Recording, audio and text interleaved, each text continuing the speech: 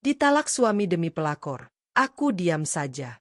Tapi saat mereka pesta, kusita rumah mewahnya dan kutagih hutang 10 miliar. Detik itu juga, suami sombong dan ibu mertua jahatku berubah jadi gelandangan. Denting sendok beradu dengan piring keramik menjadi satu-satunya suara yang mengisi ruang makan mewah itu.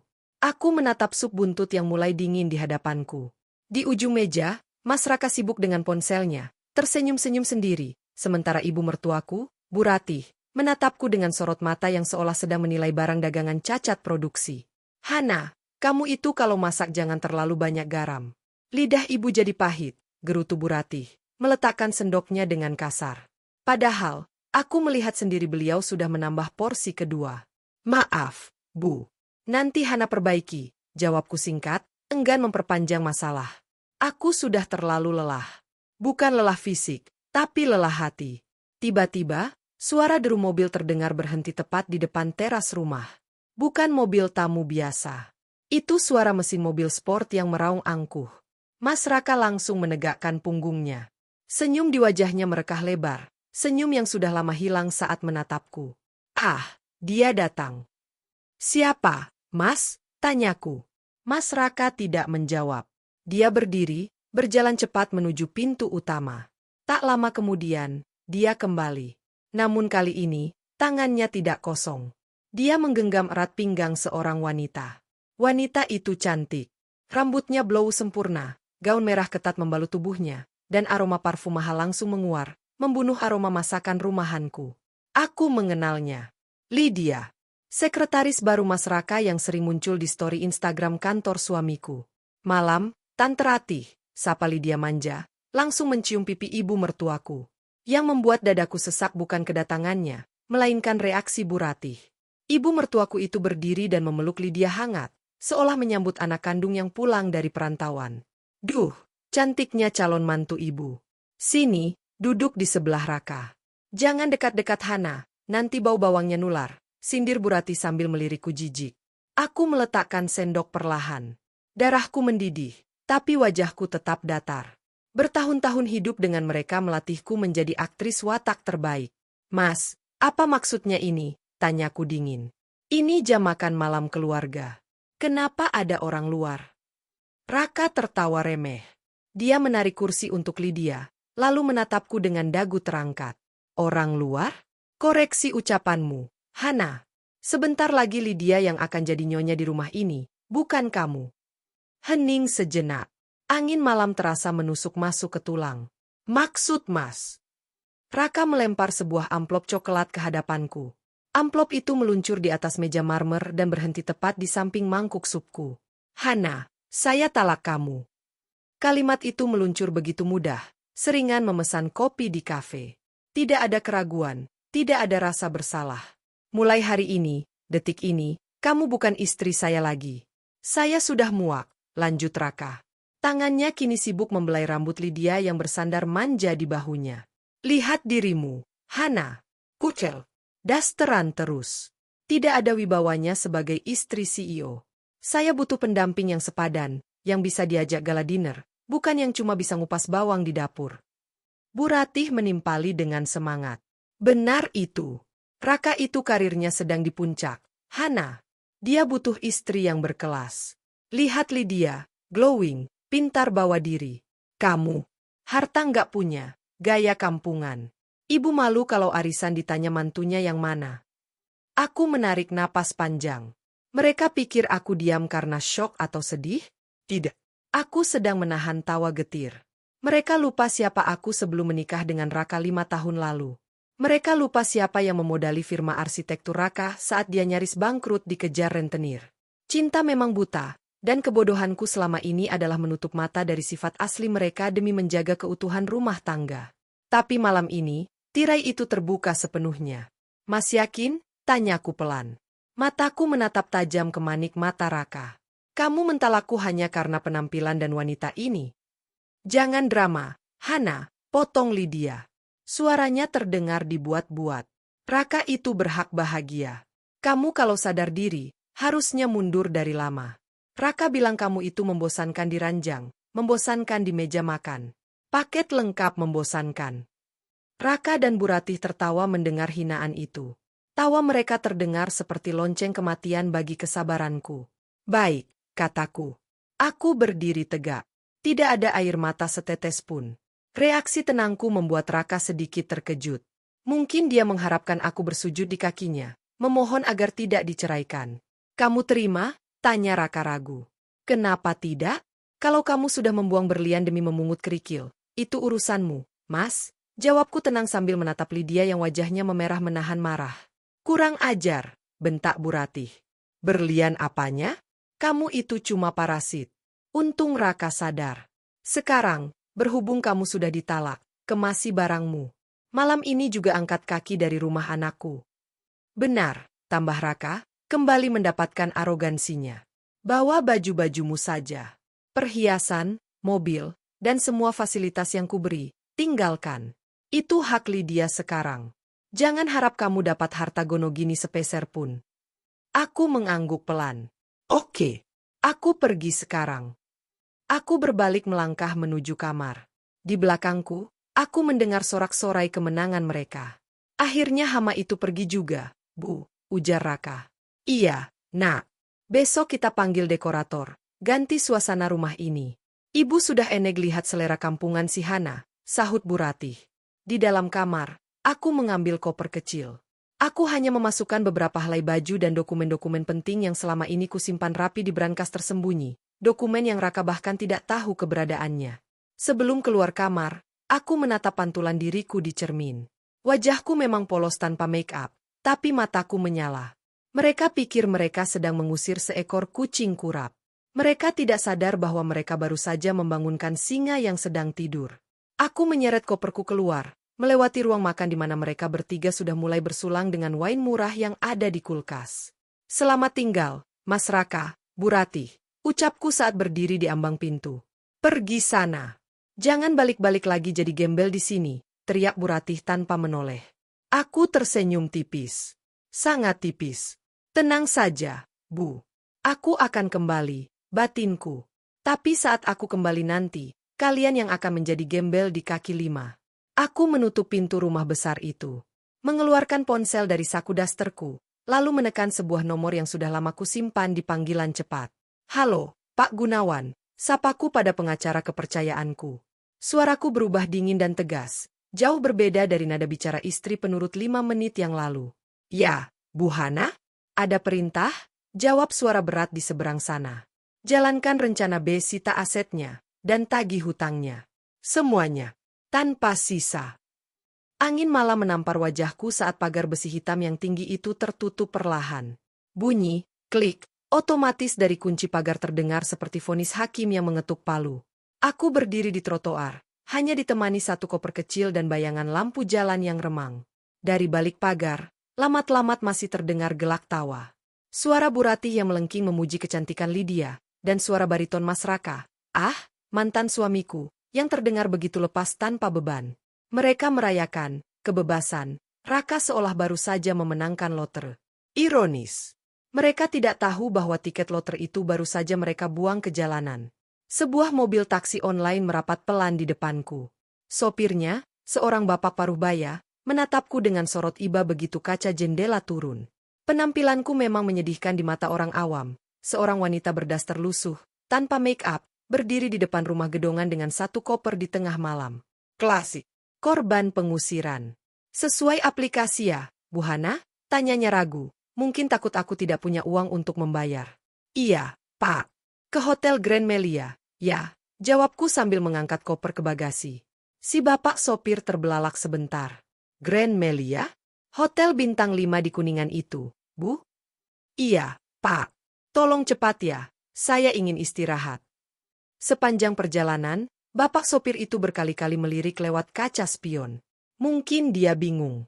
Bagaimana bisa wanita yang tampak seperti pembantu rumah tangga yang baru dipecat ini memesan tujuan ke salah satu hotel termewah di Jakarta? Bu, maaf kalau lancang. Ibu habis bertengkar sama suami? Tanyanya hati-hati. Aku tersenyum tipis, memandang jalanan Jakarta yang mulai lengang. Bukan bertengkar, Pak. Cuma membuang sampah pada tempatnya. Si bapak diam, tidak berani bertanya lagi. Dia tidak tahu bahwa sampah Yang kumaksud bukanlah barang-barang di koperku, melainkan orang-orang yang baru saja kutinggalkan di rumah mewah itu. Sementara itu, di rumah yang baru saja kutinggalkan, Lydia berjalan mengelilingi ruang tengah dengan gelas wine di tangan. Kakinya yang jenjang melangkah di atas karpet Persia, karpet yang kubeli saat lelang di Turki 2 tahun lalu, dengan sepatu yang masih terpasang. Sayang, dekorasi rumah ini suram banget sih, keluh Lydia sambil menyentuh tirai jendela dengan ujung jarinya yang berkuku runcing. Warnanya kuno. Besok kita ganti semua ya? Aku mau nuansa gold dan putih, biar kelihatan mahal. Raka, yang duduk bersandar di sofa kulit, mengangguk setuju. Wajahnya merah padam karena alkohol dan euforia. Apapun yang kamu mau, LYD. Atur saja. Sekarang rumah ini kekuasaanmu. Bu Ratih keluar dari kamarku, bekas kamarku, dengan membawa sekeranjang pakaian. Itu baju-baju lamaku. Raka, lihat ini, seru Bu Ratih sambil melempar tumpukan baju itu ke lantai. Baju-baju si Hana ini mau diapakan? Baunya apek. Bikin sempit lemari saja. Bakar saja, Tante. Atau kasih ke panti asuhan, tapi kasihan juga anak panti dikasih kain lap begini, celetuk Lydia sambil tertawa mengejek. Raka tertawa keras. Dia merasa ringan. Beban hidupnya rasanya hilang seiring perginya Hana. Selama ini dia merasa Hana terlalu dominan dalam diamnya, terlalu mengatur keuangannya, terlalu pelit. Hana selalu melarangnya membeli mobil sport baru dengan alasan, arus kas perusahaan belum stabil. Padahal Raka tahu perusahaannya untung besar. Sekarang, tidak ada lagi yang cerewet soal pengeluaran, gumam Raka pada dirinya sendiri. Aku bisa beli apa saja. Perusahaan itu milikku, hasil kerja kerasku. Egonya yang melambung tinggi menutupi akal sehatnya. Raka lupa, atau memilih lupa, siapa yang menandatangani cek modal awal perusahaannya. Dia lupa siapa yang melobi klien-klien besar pertamanya. Di kepalanya sekarang, dia adalah self-made millionaire. Besok aku mau panggil kontraktor, kata Raka lantang. Kita bikin kolam renang di belakang. Hana dulu selalu melarang, katanya boros air. Dasar wanita picik. Setuju, seru Bu Ratih. Ibu juga mau kamar ibu diperluas. Ambil saja ruang kerja si Hana itu. Toh dia cuma pura-pura kerja di sana, padahal cuma main laptop. Malam itu, mereka berpesta di atas bom waktu yang detiknya terus berjalan mundur. Taksi berhenti di lobi Grand Melia yang megah dan bermandikan cahaya emas. Doorman berseragam rapi segera membuka pintu taksi.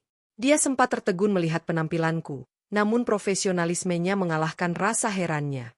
Aku berjalan masuk ke lobi. Dingin AC dan aroma lili segar menyambutku. Aku berjalan tegak menuju resepsionis. Tidak ada keraguan, tidak ada rasa minder meski dasterku sedikit kusut. Selamat malam, ada yang bisa dibantu? Sapa resepsionis wanita dengan senyum sopan namun mata yang sedikit menyelidik. Aku mengeluarkan sebuah kartu dari saku dasterku. Bukan KTP, bukan kartu debit biasa. Tapi sebuah kartu hitam berbahan metal yang berat. Black Card, Infinite Priority. Mata resepsionis itu membelalak. Sikapnya berubah 180 derajat dalam sepersekian detik. Tubuhnya membungkuk lebih hormat. Selamat datang kembali, Ibu Hana. Suaranya sedikit bergetar. Maaf kami tidak mengenali Ibu. Presidential Suite Ibu selalu tersedia. Apakah Ibu ingin check-in sekarang? Ya. Dan tolong, pesankan satu set pakaian tidur dari butik di lantai bawah. Ukuran biasa. Masukkan tagihannya ke deposit saya, perintahku datar. Baik, Bu. Segera kami siapkan. 15 menit kemudian, aku sudah berdiri di balkon Presidential Suite di lantai teratas. Pemandangan lampu kota Jakarta terhampar di bawah kakiku. Di tanganku bukan lagi sup buntut dingin, tapi segelas air mineral hangat dengan irisan lemon. Ponselku bergetar. Pesan masuk dari Pak Gunawan, pengacaraku. Bu Hana, tim audit sudah siap. Berkas eksekusi aset sudah lengkap. Surat perjanjian hutang piutang atas nama Raka Pradana sudah kami legalisir ulang. Kapan kita bergerak? Aku mengetik balasan dengan tenang. Tunggu 3 hari. Biarkan mereka merenovasi rumah. Biarkan mereka merasa memiliki dunia. Biarkan mereka terbang setinggi-tingginya. Baik, Bu. Lalu, aku menatap pantulan wajahku di kaca jendela. Senyum tipis kembali terukir. Lalu di hari ketiga, kita hempaskan mereka ke tanah. Pukul 9 pagi tepat. Aku meletakkan ponsel. 3 hari. Itu waktu yang cukup bagi Raka untuk menghabiskan sisa uang di rekening bersamanya, yang sebentar lagi akan kubekukan. Nikmatilah, Mas. Nikmatilah sisa-sisa nafasmu sebagai orang kaya palsu. Karena setelah ini, kamu bahkan tidak akan mampu membeli materai untuk surat pernyataan miskin. 3 hari berlalu sejak kepergian Hana. 3 hari yang bagi Raka terasa seperti surga dunia. Rumah besar bergaya klasik itu kini tak ubahnya seperti kapal pecah, namun Raka menyebutnya proses peremajaan. Suara bor listrik dan palu beradu mendominasi pagi itu. Debu-debu beterbangan di ruang tamu. Lydia berdiri di tengah ruangan sambil berkacak pinggang, menunjuk-nunjuk ke arah tukang bangunan dengan gaya bak mandor proyek. Mas tukang, itu cat dindingnya jangan yang putih biasa. Saya mau krim ivory impor. Dan jendela kusam itu, bongkar saja. Ganti kaca patri motif bunga lili. Saya benci motif polos selera orang kampung, perintah Lydia lantang. Di sudut lain, Bu Rati duduk santai di kursi malas yang baru dibeli kemarin sore. Tangannya sibuk memegang toples nastar mahal, mulutnya tak henti mengunyah. Aduh, LYD, selera kamu memang top, puji Bu Rati. Remah kue berjatuhan di daster sutranya. Kalau si Hana dulu, boro-boro mau renovasi. Minta ganti gorden saja alasannya. Sayang uang, Bu, masih bagus. Padahal suami kaya raya, tapi pelitnya minta ampun. Raka turun dari lantai 2 dengan setelan jas rapi. Dia baru saja menyetujui transfer uang sebesar 200 juta rupiah dari rekening perusahaan untuk uang muka kontraktor interior. Dia tidak peduli. Baginya, perusahaan itu miliknya, uang itu haknya.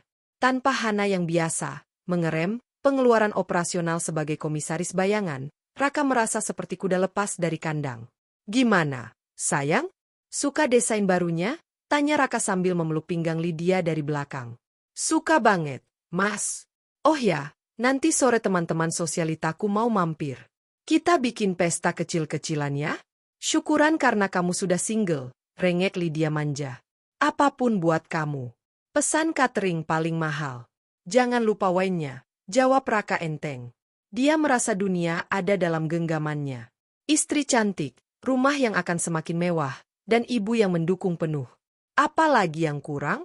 Tiba-tiba, tawa mereka terhenti oleh suara derit rem yang memekakan telinga dari arah halaman depan. Bukan hanya satu mobil, melainkan iring-iringan 3 mobil hitam mengkilap. Raka mengerutkan kening, melangkah menuju jendela besar yang kacanya belum sempat dibongkar. Siapa itu? Tamu kamu, LYD. Lydia menggeleng bingung. Teman-temanku janjian jam 4 sore, Mas. Ini baru jam 9 pagi. Pintu gerbang yang tadinya tertutup rapat, kini didorong terbuka oleh seorang satpam yang tampak ketakutan. 3 mobil itu masuk dengan formasi rapi, memenuhi halaman depan, menghalangi truk material tukang bangunan. Dari mobil pertama, turun 2 orang berseragam polisi. Dari mobil kedua, turun 4 orang pria berbadan tegap dengan seragam sekuriti swasta berwarna hitam-hitam. Dan dari mobil ketiga, sebuah sedan Eropa mewah, keluar seorang pria parubaya berjas abu-abu, memegang sebuah map tebal. Siapa mereka? Lancang sekali masuk pekarangan orang. Bu Ratih berdiri, wajahnya merah padam karena tersinggung. Raka, merasa wibawanya sebagai tuan rumah terusik, segera membuka pintu utama dan melangkah keluar dengan dada membusung. Lydia dan Bu Ratih mengekor di belakangnya, mencari perlindungan sekaligus penasaran. Hei, siapa kalian? Bentak Raka lantang. Kalian tahu ini rumah siapa? Sembarangan parkir dan blokir jalan. Pria berjas abu-abu itu, Pak Gunawan, berjalan tenang mendekati teras. Wajahnya datar, tanpa senyum, namun matanya memancarkan aura intimidasi yang membuat nyali Raka sedikit menciut, meski egonya menolak mengakui. Selamat pagi. Apakah benar ini saudara Raka Pradana? Tanya Pak Gunawan, suaranya bariton dan tegas. Benar, saya sendiri. Anda siapa? Sales asuransi? Atau mau minta sumbangan? Salah alamat, ketus Raka. Pak Gunawan tidak terpancing. Dia membuka map yang dibawanya, menarik selembar dokumen berkop resmi pengadilan. Perkenalkan, saya Gunawan, kuasa hukum dari Ibu Hana Pertiwi. Dan kedatangan kami ke sini bukan untuk bertamu, melainkan untuk melaksanakan eksekusi pengosongan aset. Hening. Suara bor listrik di dalam rumah tiba-tiba terasa jauh. Angin pagi mendadak terasa dingin di tengkuk Raka. Eksekusi apa? Raka tertawa sumbang, tawa yang dipaksakan. Anda jangan melawak pagi-pagi. Hana mau nuntut harta Gonogini? Bilang sama dia yang pergi dari sini, dia tidak berhak dapat apa-apa. Lydia maju selangkah, berkacak pinggang. Betul, dasar perempuan tidak tahu malu. Sudah diusir malah kirim preman. Pak Gunawan menatap Lydia sekilas dengan tatapan merendahkan, lalu kembali fokus pada Raka. Pak Raka, tolong dicermati. Klien saya, Ibu Hana, tidak menuntut harta Gonogini. Karena rumah ini. Pak Gunawan menunjuk bangunan megah di belakang Raka dengan telunjuknya, bukan harta bersama. Maksud lo apa? Nada bicara Raka mulai meninggi, beralih ke bahasa kasar. Rumah ini, lanjut Pak Gunawan tenang namun menekan setiap kata, adalah aset pribadi atas nama Hana Pertiwi, yang dibeli sebelum menikah dengan Anda. Sertifikat hak milik, SHM, tercatat murni atas nama beliau. Anda hanya menumpang. Wajah Raka memucat seketika. Bu Ratih ternganga, toples nastar di tangannya nyaris jatuh. Bohong, teriak Bu Ratih histeris. Anakku yang kerja banting tulang. Hana itu cuma di rumah. Silakan baca dokumen ini. Pak Gunawan menyodorkan salinan sertifikat dan surat perintah pengosongan. Kami memberi waktu 1 jam bagi Anda, Ibu Anda, dan Nona ini untuk mengemasi barang-barang pribadi. Hanya barang pribadi. Aset rumah, furnitur, dan kendaraan yang terdaftar atas nama Ibu Hana atau perusahaan Ibu Hana, dilarang dibawa keluar. Tunggu dulu. Raka menyambar kertas itu dengan tangan gemetar. Matanya memindai tulisan di sana. Pemilik, Hana Pertiwi. Tanggal perolehan, 2018, 1 tahun sebelum mereka menikah. Darah Raka berdesir hebat. Dia ingat sekarang. Dulu, saat mereka baru menikah, Hana memang pernah menyodorkan berkas untuk ditandatangani. Raka yang saat itu sedang sibuk merintis karir dan sangat mempercayai Hana, hanya tanda tangan tanpa membaca. Dia pikir itu surat domisili. Ternyata, Hana sudah membeli rumah ini dengan uang warisan orang tuanya jauh sebelum Raka sukses. Ini penipuan, desis Raka. Ini hukum, Pak Raka, potong Pak Gunawan dingin. Dia memberi isyarat tangan. Keempat pria berbadan tegap berseragam hitam langsung bergerak maju, melewati Raka begitu saja, masuk ke dalam rumah. Hei, jangan masuk. Ada barang-barang mahal di dalam, teriak Lydia panik.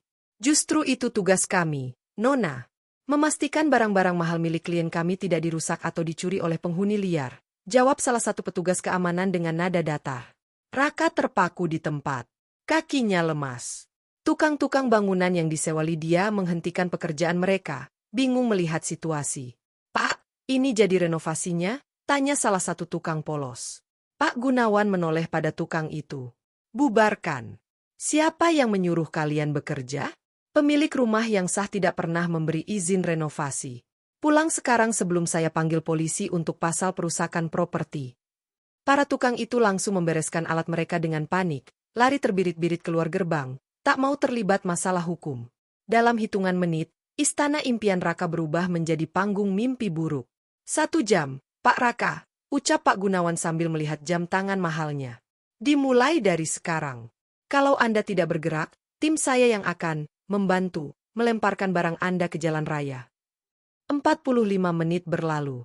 Suasana di dalam rumah mewah itu lebih mirip pasar yang kebakaran daripada hunian elit. Bu Ratih menangis histeris sambil memeluk televisi layar datar 60 inci di ruang tengah, menolak melepaskannya. Ini TV anakku. Raka yang beli bulan lalu. Jangan diambil, teriaknya saat 2 petugas security mencoba memindahkan barang elektronik itu ke sisi yang disita. Maaf, Bu, potong salah satu petugas dengan nada datar namun tegas. Berdasarkan faktur yang kami pegang, televisi ini dibeli menggunakan kartu kredit atas nama Hana Pertiwi. Ini aset pemilik rumah. Ibu hanya boleh membawa baju dan barang pribadi. Di sudut lain, Lydia tampak panik membongkar kotak perhiasannya. Tangannya gemetar memasukkan kalung dan gelang emas ke dalam tas brandednya. Nona, tegur Pak Gunawan yang tiba-tiba berdiri di belakangnya. Tas Hermes yang Nona pegang itu, apakah Nona punya buktinya? Karena setahu saya, itu salah satu koleksi Bu Hana yang hilang dari lemari 2 bulan lalu. Wajah Lydia pucat pasi. Dia melempar tas itu ke lantai dengan kasar. Ambil saja. Tas bekas aja sombong. Di tengah kekacauan itu, Sebuah mobil sedan hitam Alphard terbaru meluncur masuk ke halaman, berhenti tepat di depan pintu utama yang terbuka lebar. Pintu geser otomatis terbuka, dan sepasang sepatu heels merah marun menapak anggun di aspal. Hana turun. Tidak ada lagi daster kusam. Hana mengenakan setelan blazer putih gading potongan desainer ternama, kacamata hitam yang menyembunyikan tatapan tajamnya, dan rambut yang ditata rapi. Dia berjalan masuk melewati Raka yang sedang berdebat kusir dengan kepala keamanan di teras. Raka terdiam. Mulutnya setengah terbuka. Dia mengenali wajah itu, tapi dia tidak mengenali aura yang memancar darinya. Istrinya, mantan istrinya, terlihat seperti orang asing yang sangat berkuasa. Hana! Desis Raka, suaranya tercekat. Dia mencoba maju, ingin meraih lengan Hana. Apa-apaan ini, Han? Kamu mau permaluin aku? Sebelum tangan Raka menyentuh kain blazer Hana, seorang bodyguard bertubuh raksasa sudah lebih dulu menepis tangan Raka dan mendorongnya mundur. Hana berhenti. Dia membuka kacamata hitamnya perlahan, menatap Raka dari ujung kaki sampai ujung kepala dengan tatapan yang sulit diartikan.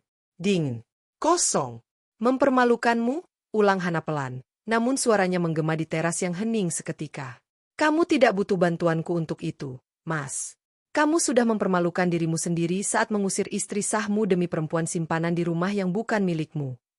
Hana! Teriak Bu Ratih dari dalam rumah. Wanita tua itu lari tertatih-tatih keluar, rambutnya acak-acakan. Dasar menantu durhaka. Kamu tega mengusir mertuamu sendiri? Di mana hati nuranimu? Hah? Hana menatap ibu mertuanya itu. Dulu, tatapan mata Bu Ratih selalu membuatnya menunduk takut. Tapi sekarang, Hana hanya melihat seorang wanita tua yang serakah.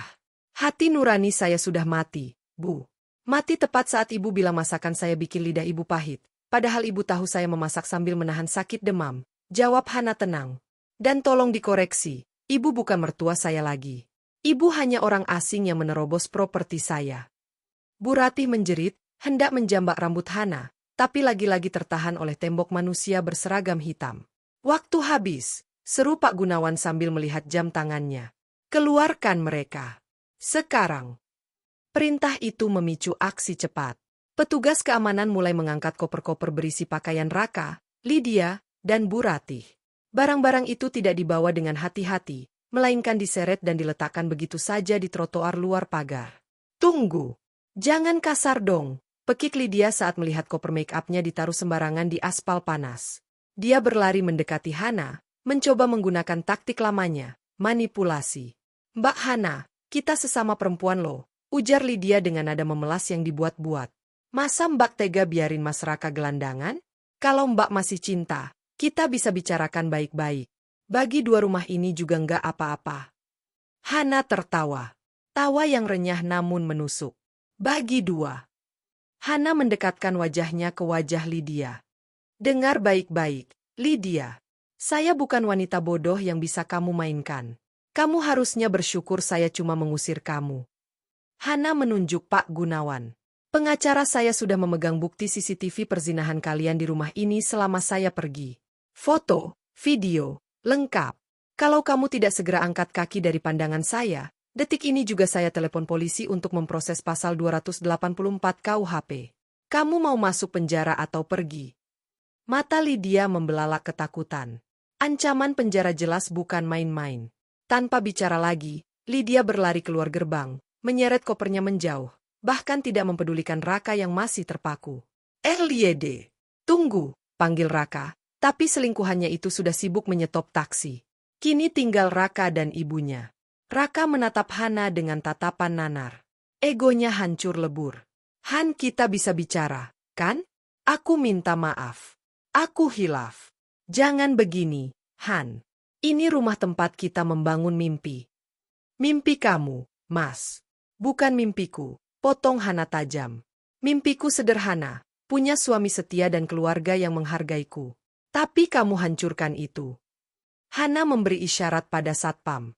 Tutup gerbangnya. Hana! Hana! Bu Ratih meraung saat petugas menggiringnya keluar pagar. Terkutuk kamu. Kamu nggak akan bahagia. Hana berbalik badan, memunggungi mereka, dan berjalan kembali masuk ke dalam rumahnya yang megah. Di luar pagar besi yang menjulang tinggi, Raka berdiri mematung di samping ibunya yang terduduk lemas di trotoar. Panas matahari Jakarta membakar kulit mereka. Tetangga-tetangga mulai keluar rumah, berbisik-bisik, dan beberapa bahkan merekam kejadian itu dengan ponsel mereka. Raka menatap koper-kopernya yang menumpuk di pinggir jalan.